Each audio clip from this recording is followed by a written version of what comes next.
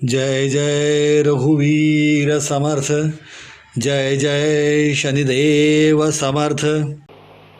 जिणे जाळीला काम तो राम ध्यातो, उमेसी अति आदरे गुण गातो. बहुज्ञान वैराग्य सामर्थ्य जेथे, परियंत्री नाम विश्वास तेथे. तर ते हिंदी संस्करण आहे. मदन दमन शिव राम को ध्याये, पार्वती सह राघव गुण गाये. बल विराग और ज्ञान अधूरा, नाम भरोसा करत है पूरा. जेणे जाळीला काम तो राम ध्यातो. कामाला कोणी जाळलं? मदनाला कोणी जाळलं? शंकराने जाळलं, शिवाने जाळलं. शिवपार्वतीची गोष्ट आपण ऐकतो की शिवाची सेवा करण्याकरता म्हणून, श्री शिवाची सेवा करण्याकरता म्हणून पार्वती जात असे आणि ती तिथं येऊन त्यांची पूजा करून जायची आणि शिव ध्यानमग्न असायचे. त्यांच्या मनात स्वकरी आलं नाही कुठचीच गोष्ट. इतकी सुंदर पार्वती होती, पण कामदहन केल्यामुळं, म्हणजे कामावरती विजय मिळवल्यामुळं श्री शंकरांच्या मनात काय आलंच नाही. सगळ्यांना प्रश्न पडला, कारण कार्तिकेय जन्माला यायचं होतं ना. तर हा जगणं झालं तर कार्तिकेय जन्माला येणार, हे जगणं झालं तर. आणि कार्तिकेय जन्माला नंतर मग तो असुरांचा वध करणार. ह्यांच्या मनातच काही येणार म्हणलं तर काय करायचं. म्हणून मग सगळ्या देवाने म्हणे ठरवलं आणि मग त्याने कामाला सांगितलं, म्हणजे मदनाला सांगितलं की तू श्री शंकरांवरती तुझा प्रभाव पाड. आणि मग ज्या वेळेला पार्वती पूजा करण्याकरता म्हणून आजी होती, त्या मदनाने झाडामागे दडून, झुडपांच्या मागे दडून आपल्या धनुष्यावरती बाण चढवला, कामबाण चढवला. आणि तो कामबाण चढवून त्यांनी शंकराच्या दिशेने लावला आणि शंकरांच्या वृत्ती बदलायला लागल्या. श्री शंकरांच्या वृत्ती बदलायला लागल्या, शिवाच्या वृत्ती बदलायला लागल्या. आणि अचानक त्याला असं वाटलं की अरे किती सुंदर आहे. अचानक त्याला असं वाटलं वातावरण किती छान आहे. अचानक असं वाटतं किती छान वारा सुटला आहे. अचानक असं वाटतं की वातावरण, हे जे वातावरण आहे हे किती आकर्षक आहे. आणि आश्चर्य वाटतं की हे आत्तावर लक्षात कसं आलं नाही, असं शंकराला वाटलं. आणि जसं वाटलं तर शंकर सावध झाले. भगवान शंकर सावध झाले आणि म्हणाले मला असं काय वाटायला लागलं, कुठेतरी गोंधळ आहे. आणि जेव्हा त्यांनी अंतर्ज्ञान बघायला सुरुवात केली, त्यांच्या लक्षात आलं की हा तिथं झाड झुडपामागे बसून हा काम देव, हा मदन हे सगळे उद्योग करतोय. त्याने धनुष्याला बाण लावला आणि हा बाण मारण्यात तयारीत आहे. आणि म्हणून त्याने आपला तिसरा नेत्र उघडला आणि त्या मदनाला जाळून टाकलं. अशी गोष्ट आहे. तर ज्यांनी कामाला जाळलं, ज्यांनी मदनाला जाळलं, तो शिव कोणाचं स्मरण करतो? रामरायाचं स्मरण करतो. आणि उमेसी अति आदरे गुण गातो. तो पार्वतीसह, उमेशसह रामरायांचे गुण गातो. आता शंकरांनी कामदहन केलं म्हणजे काय केलं? म्हणजे कामावरती विजय मिळवला. किंबहुना काम हा योग्य पद्धतीने आचरला. प्रत्येकाचा दृष्टिकोन निराळा आहे. आपण समजून घेतलं पाहिजे. प्रत्येकाचा दृष्टिकोन निराळा आहे. आमचे दादा होते, महाराजांचे वडील बंधू, ते उत्कृष्ट भविष्य सांगायचे. पण ते म्हणायचे कधी कधी तर्कसुद्धा उपयोगाला आणावा लागतो. काय आपण बोलतोय तर भानही ठेवावं लागतं. तर कोणीतरी त्यांना विचारलं म्हणजे काय? आता म्हणे पत्रिका समोर आली आणि ज्याची आली तो जर विवाहित असेल तर तुम्ही म्हणाल तुझा ह्याच्यात मुलांचा योग आहे बरं का, तुझा संसार चांगला बहरेल, मुलांचा योग आहे, नातवंडांचा योग आहे, पतवंडांचा योग आहे. पण ती जर संन्याशाची असेल तर तुम्ही त्याला असं सांगणार? मग तुम्ही त्याला काय सांगाल की तुझा शिष्य परिवार मोठा असेल. लॉजिक कुठेतरी माणसाने वापरलं पाहिजे, कुठेतरी लॉजिक पण वापरलं पाहिजे. वेडायला आपल्या समोर एक गृहस्थ, एक विद्यार्थी होता, वैद्यकीचा विद्यार्थी, वैद्यभवनकडे शिकत होता. शिकताना वैद्यभवन तेव्हा घेऊन गेले एका ठिकाणी आणि त्या पेशंटला तपासलं आणि पेशंट म्हणाले हा बरोबर आहे, शेंगदाणे भरपूर खाल्ले त्याचा परिणाम. हो म्हणा बरोबर आहे. बाहेर पडल्यावर त्या विद्यार्थ्यांनी सांगितलं कळलं, हो कळलं, पण कसं कळलं नाही म्हणा, ते नाही कळलं. अरे म्हणाले हात जाऊन तर इकडे तिकडे बघायचं, मी कोपऱ्यात शेंगदाण्याची फुलकडे बघितली भरपूर, यांनी शेंगदाणे खाल्ले. झालं. दुसऱ्या दिवशी एक पेशंट आजारी पडला, हे म्हणायचं तू जाऊन बघून ये. हा गेला, बघितलं इकडे तिकडे, मला बरोबर आहे, ते घोडा खाल्ला. हा 2 काळाखाली आवाज पाठवून दिलं. त्या आल्या तर गुरुजीने विचारलं हा काय प्रकार आहे. अहो म्हणे काय करणार, तिथं खोगीर पडलं होतं, वीज पडली होती, पण घोडा नव्हता. त्याच्यावर मी अंदाज घालतो त्याने घोडाच खाल्ला वाटतं. हे लॉजिक कुठेतरी उपयोगात आणता आलं पाहिजे. वेडाला सांगितलं प्रतिदिन तसं जावं लागतं कसं चालेल. तर समर्थांनी जे सांगितलेलं शास्त्र आहे ते सगळ्यांकरता सांगितलेलं शास्त्र आहे. ते काय असं नाही की फक्त संन्याशांसाठी सांगितलं आहे, वैराग्यांसाठीच सांगितलं आहे आणि संसारी माणसांसाठी नाही सांगितलं, असा त्याचा अर्थ नाही आहे. आणि म्हणून आपण लॉजिक जे वापरतो तेव्हा शंकरांनी जो काम वापरात आणला, उपयोगात आणला, तो कसा होता, तर तो नियमानुसार होता. त्याला नैतिकतेचा आधार होता, नैतिकतेचा आधार होता. अनैतिक कुठची गोष्ट वाईट आणि नैतिक चांगलं. तर श्री शंकरांनी काम जाणला, तो काय जाणला, त्याचं कारण असं आहे की ज्यावेळेला त्यांनी धनुष्याला बाण लावला त्यावेळेला ह्यांची इच्छा नसताना कामभाव जागृत झाला. काम ताब्यात ठेवणारे शंकर होते, कामाच्या ताब्यात जाणारे नव्हते. काम ताब्यात ठेवणारे शंकर होते, कामाच्या ताब्यात जाणार नव्हते. आणि ज्या क्षणाला शंकरांच्या लक्षात आलं की आपण कामाच्या ताब्यात जातोय त्या क्षणाला त्यांनी काम जाळला, त्या क्षणाला त्यांनी काम जाळला. काम म्हणजे इच्छा, शारीरिक, मानसिक, वैचारिक, भावनिक, आर्थिक, सगळ्या इच्छा. काम म्हणजे कामना. कामना हा प्रकार तसा आहे की तो आपल्याला अडकवत जातो, थांबायचा कुठा प्रश्नच नसतो. कारण पहिली कामना दुसऱ्या कामनेला जन्म देते, दुसरी कामना तिसऱ्या कामनेला जन्म देते. प्रथम माणूस म्हणतो काय जरा शिक्षण पुरवू दे मग बघतो. मग शिक्षण पुरवलं की म्हणतो की आता काय, आता लग्नाच्या दृष्टीने तयारी करायला पाहिजे ना, घरबीर सगळं घेतलं पाहिजे, म्हणून ते जरा बघतो. आणि मग लग्न आलं की म्हणतो आता काय लग्न ते सगळं सेट व्हायला पाहिजे ना, आता म्हणाला मुलं बाळ ह्या दृष्टिकोनानं मग बघतो. बघता शेवटी देव त्याकडे बघतो. ह्यानी बघायचं काय राहतच नाही. मुळे कामना हा प्रकार कसा आहे आणि कुठच्याही कामना बरं का. आणि म्हणूनच महाराजांचे शिष्य होते कान्हेरे म्हणून. तर ते कान्हेरे आणि दादा म्हणजे महाराजांचे वडील बंधू तात्या कान्हेरे आणि दादा यांचा वाद चालला होता. वाद नाही चर्चा. तर देवाच्या सख्यत्वासाठी पडाव्या जीवजकांशी तुटी, सर्व अर्पावे शेवटी प्राण तोही वेचावा, असंही समर्थाने म्हटलंय. त्याच्यावरती दादांचं असं म्हणणं होतं की सर्व अर्पावे शेवटी, तर देवाच्या सख्यत्वासाठी पडाव्या जीवजकांची तुटी बरोबर आहे, पण सर्व अर्पावे शेवटी प्राण तोही वेचावा, ह्याच्यामध्ये सर्व अर्पावे ह्याच्यामध्ये देवाच्या सख्यत्वाची इच्छा सुद्धा अर्पण करायची का. तात्या म्हणायचे नाही करायचे, दादा म्हणायचे करायचे. हा वाद चालू असताना महाराष्ट्र बसले होते. तर दोघांचा वाद चालला. आता दोघांचा वाद चालला तर शेवटी अनुभव कोणाला, देवाच्या सख्यत्वाचा महाराजांना ना. पण शेवटी हा वाद दादा महाराजांच्याकडे गेला, चर्चा आहे. महाराज सगळं ऐकत होते. मग ते म्हणाले, त्यांनी विचारलं की महाराज काय, देवाच्या सख्यत्वासाठी पडाव्या जीवजगांची तुटी, सर्व अर्पावे शेवटी, या सर्व अर्पाव्यामध्ये देवाच्या सख्यत्वाची इच्छा सुद्धा अर्पण करायची का. महाराजांमध्ये करायचे, महाराजांमध्ये करायचे. सगळेच अर्पण करायचं, सगळेच अर्पण करायचं. तू भेटावास की नाही तूच ठरव, तू माझ्याशी सख्य करायचं नाही तूच ठरव. सर्वार्पण भाव, त्वमेव शरणं मम देव देव. पूर्ण सर्वार्पण, थोडं थोडं सांभाळून नाही. तर म्हणजे पूर्ण जेव्हा आपण समर्पण करतो तेव्हाच परमेश्वर मिळतो. कारण मला देव मिळावा ही सुद्धा कामना आहे. परमेश्वर निष्काम माणसाला मिळतो, जो निष्काम आहे त्याला परमेश्वर मिळतो.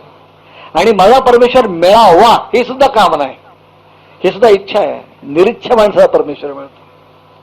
आणि म्हणून जर निरीच्छा व्हायचा असेल तर तो मिळावा ही पण इच्छा नको, हा पण त्याग हवा. आणि तसं जेव्हा असेल ना तेव्हा परमेश्वर भेटतो. आणि म्हणून त्याने म्हणतो कामना, मी कामना करायची नाही का? आता संसारामध्ये राहणारा माणूस हा तो रोज कामना करणारच की हो. महिन्यानंतर पगाराची तरी कामना नक्कीच करणार. तोही नाही मिळाला तर काय करायचं? कठीणच आहे. व्यवहार धंद्यामध्ये बसणारा माणूस दुकानात बसा की म्हणणार आजच्या दिवसात धंदा व्हायला पाहिजे बघा, करणारच नाही. असं कसं शक्य आहे? ह्या कामना करताना त्यात अडकायचं नाहीये. ह्या कामना करताना त्यात अडकायचं नाहीये. आणि हे जसं तुम्ही करायला शिकाल तसं तुमच्या लक्षात येईल. कसं असतं, काय काय माणूस विचार करतो की असं कसं काय म्हणता तुम्ही, असं कसं काय म्हणता तुम्ही, ही कामना करायची पण त्यात अडकायचं नाही, असं कसं काय करायचं? तर जेणे जायला काम. टाकी महाराज नावाचे एक गृहस्थ होते, सत्पुरुष होते. त्यांचे शिष्य एकदा त्याला म्हणाले की महाराज तुम्ही तर म्हणता की रागवायचं नाही, काम क्रोध लोभ मोह मद मत्सर सोडायचं, मग तुम्ही एवढं लोकांवर प्रेम करता, तुम्ही शिष्यांवर रागवता, चिडता, हे कसं काय बरोबर बुवा? महाक्रोध करून आला, तुम्ही तर आम्हाला सांगताय करायचं नाही ते तुम्हीच तर करता. त्याच्यावर तिने फार सुंदर उत्तर दिलं. ते म्हणाले की दोरखंड असो, दोरखंड हा दोरखंड हत्तीला सुद्धा जखडून ठेवतो. मरांद हत्तीच्या सुद्धा पायात दोरखंड बांधला तर तो दोरखंड त्या मरांद हत्तीला सुद्धा जखडून ठेवतो. पण तो दोरखंड जाळला तर दिसताना दोरखंडासारखाच दिसतो. सोंब जाळला पण पीळ नाही गेला म्हणतो ना आपण, तसं आहे ते की दोरखंड जाळला तरी दिसताना तसाच दिसतो, पण जरा स्पर्श करा नष्ट होतो. तर काही करू शकत नाही. सामान्य माणसांचे कामक्रोध जे असतात ना हे खरोखरच असतात आणि जे सत्पुरुष असतात त्यांचे दाखवण्यासाठी असतात. कारण त्यांनी जर ठरवलं रागवायचंच नाही तर शिष्य तयार व्हायचंच नाही, शिष्य तयारच होणार नाही. कारण रागवायचं नाही म्हणतात तर काय बंधनच जायचं नाही हो, बोलायचंच नाही, संपलाच विषय. तो शिकतो कशाला? त्याला जर शिस्त लागायला पाहिजे असेल, तो जो योग्य मार्गावर यायला पाहिजे असेल, त्याची योग्य घडण व्हायला पाहिजे असेल तर त्याला वेळच्या बोललंच पाहिजे, चिडलंच पाहिजे, सांगितलंच पाहिजे. महाराज जेव्हा संतापायचे, कधी कधी महाराज संतापायचे, खूप संतापायचे. आणि ताड ताड ताड ताड शिष्याला बोलले की अर्ध्या तासाने त्यांनाच वाईट वाटायचं, बोलून घ्यायचे. तर तेव्हा असं वाटायचं परत बोलतात की काय, पण बघतो तर महाराज शांत असेल. आणि महाराज काय म्हणायचे, अरे वेड्या मी तुला बोललो ना ते तुझा नाही बोललो, मी तुझ्यावर नाही रागवलो, मी स्वतःवरच रागवलो होतो. हे तुझा बोललो नाही, मला स्वतःवर बोललो. कारण मला असा प्रश्न पडतो, इतके वर्ष माझ्यावर राहून जर तुझ्यात बदल झाला नाही तर मीच कुठेतरी कमी पडतोय. तू नाही कमी पडत, मी कमी पडतोय. हा दृष्टिकोन, हे रागवणं जे आहे ना हे सकारात्मक आहे, हे सकारात्मक आहे. नकारात्मक जे असतं, नकारात्मक आणि सकारात्मक हा फार मोठा फरक आहे यातला. आणि म्हणून महाराजांचं किंवा समर्थांचं हे जे वागणं आहे, दृष्टिकोन जो आहे तो तसा आहे, निराळा आहे. पण सामान्य माणसाचं कसं असतं, सामान्य माणसाचं सगळंच फक्त स्वयंकेंद्रित असतं. त्याचा राग स्वयंकेंद्रित, त्याचं प्रेम स्वयंकेंद्रित, त्याचा स्वार्थ स्वयंकेंद्रित, सगळं त्याचंच. त्याचं केंद्र बाहेर कुठं नसतं, स्वतःमध्ये असतं. आपण जेव्हा म्हणतो की ह्या माणसाचं माझ्यावर फार प्रेम आहे, लक्षात ठेवायचं आपण त्याच्या उपयोगी पडतो म्हणून प्रेम आहे. ज्या क्षणाला उपयोग संपतो त्या क्षणाला प्रेम पण संपतं. ज्या क्षणाला उपयोग संपतो त्या क्षणाला प्रेम पण संपतं. एखादा माणूस आपल्याला धोक्यात आणणार असं जर माणसाला दुसऱ्या माणसाला कळलं आणि कालपर्यंत तुझ्यावर किती प्रेम करत असू दे, दुसऱ्या मिनिटात तो म्हणतो तू जा बाबा, राहू नकोस माझ्याबरोबर, कारण तुझ्यामुळे मी अडचणीत येणार आहे. कालपर्यंत जीवाला जीव देणारी माणसं सुद्धा दुसऱ्या दिवशी म्हणतो अरे बापरे हा अडचणीत आणणार वाटतं, रस्ता ओलांडून निघून जायला सुरुवात करतात, समोर येत नाही. तेव्हा जे काही सामान्य माणसाचं असतं हे सगळं स्वयंकेंद्रित असतं, स्वतःसाठी असतं. आणि त्यामुळे परिस्थिती अशी की कामना, त्यांच्या इच्छा, त्यांच्या वासना हे सगळं त्यांचं स्वतःसाठी असतं. आणि म्हणून जेव्हा ही कामना, ही इच्छा, ही वासना त्यांच्यामध्ये, त्यांच्या डोक्यावरती बसलेली आहे, त्यांच्या मानगुटीवर बसलेली आहे, त्याचा राम कसा दिसायचा? राम दिसणारच नाही, राम दिसणारच नाही. एखाद्या सुंदर अशा ठिकाणी तुम्हाला समजा नेलं, त्याचं निसर्ग सौंदर्य अशा ठिकाणी तुम्हाला नेलं आणि तुमची वृत्ती जर आनंदी असेल, काल सगळी कामं झाली आहेत आपली, घराघरात सगळं आनंदी आनंद आहे, कसली चिंता नाही, व्यवस्थित सगळं चाललं आहे, मन अगदी प्रसन्न आहे, मूड चांगला आहे, अशा समजा एखाद्या चांगल्या निसर्ग सौंदर्य ठिकाणी तुम्हाला नेलं आणि तुम्हाला सांगितलं कसं आहे, तुम्ही म्हणाल काय सुंदर आहे, डोळे निवडले अगदी. आणि हेच समजा तुमचा मनस्ताप झालेला आहे, मनासारखं काही झालेलं नाही, चिडचिड आहे, अशा निवारण विचारलं काय सुंदर सीन आहे नाही का, कसलं काय जंगल आहे, जंगलात काय बघायचं असं माणूस म्हणेल. शेवटी तुमची मनोवृत्ती कशी आहे याच्यावर सगळ्या गोष्टी अवलंबून आहेत. आणि म्हणून हा जो काम आहे ना, सामान्य माणसाचा काम, हा जो सामान्य माणसाचा काम आहे, हा काम हा त्रासदायक आहे. लक्षात ठेवा, आपण जेवतो ना, जेवताना आपण काय करतो, असं गहू घेऊन खायला सुरुवात करतो का, गहू घेऊन खाल्ले, तांदूळ घेऊन खाल्ले, मग आणखीन काय डाळ घेऊन खाल्ली, नंतर उकळतं पाणी प्यायचं, असं करतो आपण नाही करत. नंतर तिखट खाल्लं असं आपण नाही करत ना, मोहरी खाल्ली असं नाही करत आपण. आपण काय करतो, ते जे अन्न आहे ते आपल्याला पचेल अशा इतक्या पद्धतीपर्यंत शिजवतो. बरोबर, जे अन्न आहे ते कच्चं आहे, ते कच्चं अन्न आपण योग्यरित्या शिजवतो, त्याला योग्य चव येईल अशी काळजी घेतो आणि नंतर आपण ते खातो. कच्चं नाही खात, कच्चं काय तर पटणारच नाही आपल्याला. ते अन्न आपल्याला जीवनकरी जीवित व्हायच्या बळतच काहीतरी व्हायचं. म्हणजे आपण अन्न शिजवतो आणि शिजवण्यासाठी आपण कशाचा उपयोग करतो, तो अग्नीचा उपयोग करतो. तसा हा जो काम आहे ना, काम ह्याला मर्यादित ठेवायचं असेल ना, तर त्याला सुद्धा योग्यरित्या तपन त्याचं व्हायला पाहिजे. त्याला सुद्धा मोकळं सोडायचं नाहीये. तो अशा पद्धतीने आला पाहिजे की जो तुमच्याकरता, समाजाकरता, घरादाराकरता सुखकारक ठरेल. आणि तो जर सुखकारक न ठरण्यासारखा, कच्चं अन्न खाल्ल्यासारखा मिळालं म्हणून जर घ्यायला सुरुवात केली तर त्याचा परिणाम समाजावर वाईट होईल, स्वतःवर वाईट होईल, घरावर वाईट होईल. आणि म्हणून काम जाळायचा, शिवानी काम जाळला तो का, तर काम त्याच्या डोक्यावरती स्वार व्हायला गेला म्हणून. अन्यथा कामाचं त्याचं काय वाकडं नव्हतं. आणि म्हणून त्याने म्हणतो, जेणे जाळीला काम तो राम ध्यातो. जो कामावरती विजय मिळवतो, जो कामाला योग्यरित्याच प्रगट करण्याची परवानगी देतो, अशा माणसाच्या ठिकाणी राम प्रगट होऊ शकतो. एकदा रामराय सीतेचं हरण करून रावण घेऊन गेला आणि रामराय हे सीते करत दंडकारण्यात फिरायला लागले. कुठे झाडालाच मिठी मार, कुठे दगडालाच मिठी मार, कुठे असंच सुरू झालं त्यांचं. आणि प्रत्येकाला विचारायचं, सीतेला बघितलंस का, सीतेला बघितलंस का, हे सीते करत. दुःख झालं होतं सीतेला निघायचं आणि सीता मिळत नाही म्हणून. हे पार्वतीने बघितलं, आकाशमार्गाने चालले होते, शंकर पार्वती बघितलं. आणि बघितल्यानंतर पार्वती शंकर म्हणते, काय तुम्ही कोणाचं नाव घेता याचं, हा ते वेड्यासारखं झाडानं बिडानं मिठा मारत फिरतोय. हा हे सीते करत, हा अवतार, हा विष्णू, शक्य नाही, हा सामान्य. शंकर म्हणाले, असं म्हणत होतो बाई, तू तेव्हा नाही ओळखणार. आता मजा बघा म्हणाले, मीच कसं करतोय, तुम्ही मजा बघा. आणि पार्वती तिथून जी निघाली ती भूतलावरती आली आणि तिने सीतेचं रूप धारण केलं. आणि सीतेचं रूप धारण केलं आणि ती रामरायांसमोर गेली. रामराय समोर आले, हा सीते चालला बरं का. आणि होता रामराय समोर आले, त्यांनी पार्वतीला बघितलं आणि पटकन वाकून नमस्कार करून म्हणाले, आई तुम्ही कसे आलात, आई तुम्ही कसे आलात. तेव्हा पार्वतीला कळलं की हा सीते म्हणणार आहे, याला सगळं कळतं, हा वेडा नाहीये, याला कळतं सगळं. त्याला कळलं की ही सीता नाही, ही पार्वती आहे, कळलं. रामराय माणसाचं कसं असतं आपण बघतो, ज्यांच्यावरती वासना स्वार होते ना त्याला काही कळत नाही. कामातुराणाम न भयम न लज्जा. ज्याच्यावरती काम स्वार होतो त्याला काही कळत नाही. आणि जो कामाला ताब्यात घेतो त्याच्यासारखा दुसरा विजय नाही. त्याला सगळ्यात महत्वाचं कारण म्हणजे माणसाची निर्मिती मुळातच कामामधनं होते. हे शरीर घडतं तेच कामामधनं. हे शरीर जे घडतं तेच कामामधनं. हे शरीर घडतं तेच वासनेमधनं. मग ती चांगली वाईट हा भाग नंतरचा आहे, पण शरीर घडतंच कामनेमधनं. कामनेचा आविष्कारच म्हणजे हे शरीर आहे.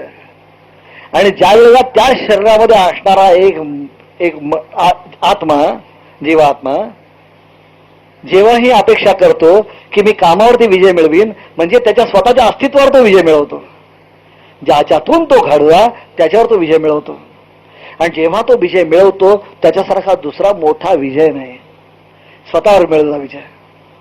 आणि म्हणून समर्थाने म्हटलंय, जेणे जाळीला कामतोरामध्ये आतो.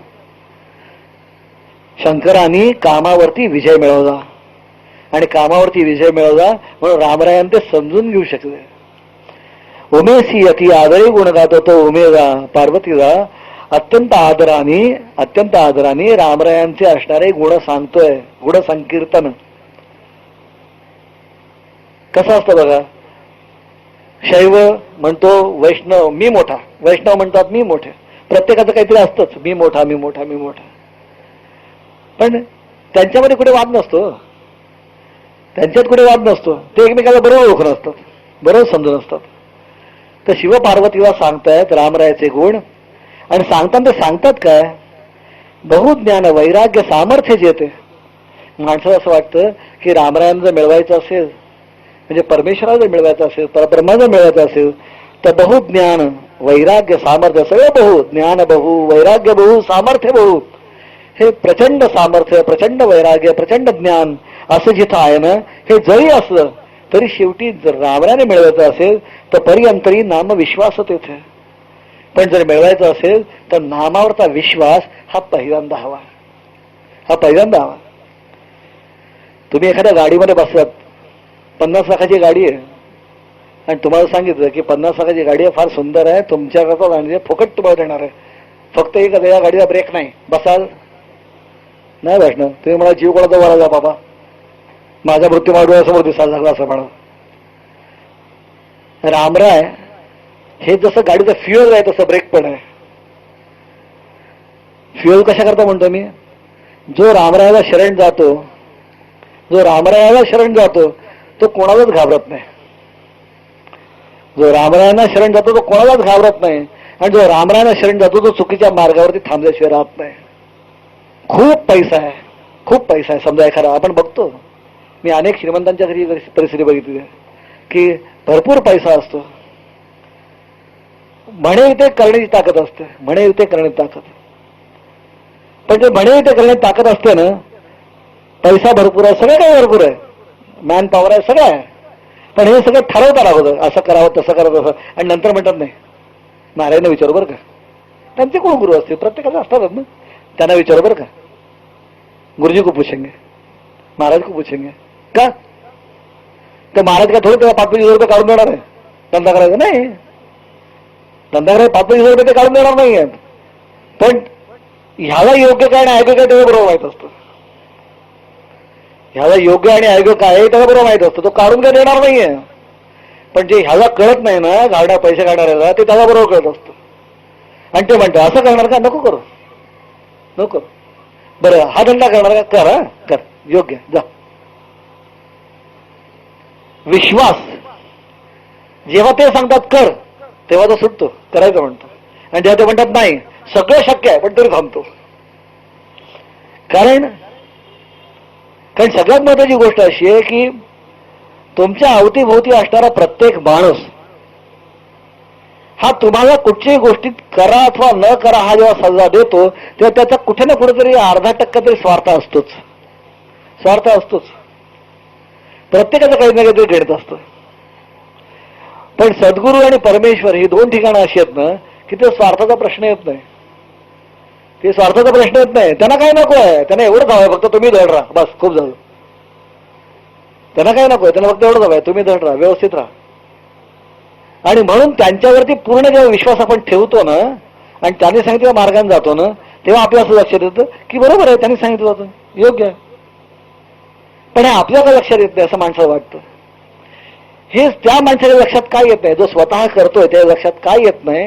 त्याला कारण असं असतं की तो शांतपणे आपला आतला आवाज ऐकण्याच्या तयारीत नसतो. त्याला फक्त समोर एवढं दिसत असतं की एवढे पैसे घातले, असं केलं की एवढे मिळणार, एवढं फक्त माहित असतं. तो अंतःकरणाला, मनाला, आतल्या आवाजाला विचारायला तयार नसतो. कारण विचारण्याची त्याची मानसिकताच नसते, नाही ऐकायची तयारीच नसते. पण ज्यांना तो विचारायला जातो ना ते सांगतात तो आतला आवाज असतो की अरे बाबा नाही, हे जमणार नाही बरं, काही नको करायला. नामावरचा विश्वास असाच आहे. जो नामावर विश्वास ठेवतो ना, जो नामावर विश्वास ठेवतो त्याला आपोआपच मानसिक शांतता निर्माण होते. जो नामावर विश्वास ठेवतो, जो नामस्मरण करतो, कारण ज्ञान, वैराग्य, सामर्थ्य माणसाला जर नाम नसेल, परमेश्वराचं अधिष्ठान नसेल, तर सामर्थ्य माणसाला उन्मत्त बनवतं. जर परमेश्वराचं अधिष्ठान नसेल आणि वैराग्य असेल, तर ते वैराग्य माणसाला भणंगतेकडे घेऊन जातं. परमेश्वराचं अधिष्ठान नसेल तर. आणि ज्ञान आहे, पण जर परमेश्वराचं अधिष्ठान नसेल तर ते ज्ञान हिरोशिमावर पडलेलं ॲटम बॉम्ब सारखं असतं, माणसाला उद्ध्वस्त करून टाकतं. परमेश्वराचं अधिष्ठान हे ज्ञानाला योग्य दिशा देतं, वैराग्याला योग्य दिशा देतं, योग्य दिशा देतं, सामर्थ्याला पण योग्य दिशा देतं. आणि म्हणून त्यांनी सांगितलं की नाम, हे जे नाम आहे, हे नामच परमेश्वराकडे तुम्हाला न्यायला कारणीभूत ठरू शकेल. तो एकच मार्ग आहे आणि त्याशिवाय अन्य मार्ग नाही. जय जय रघुवीर समर्थ.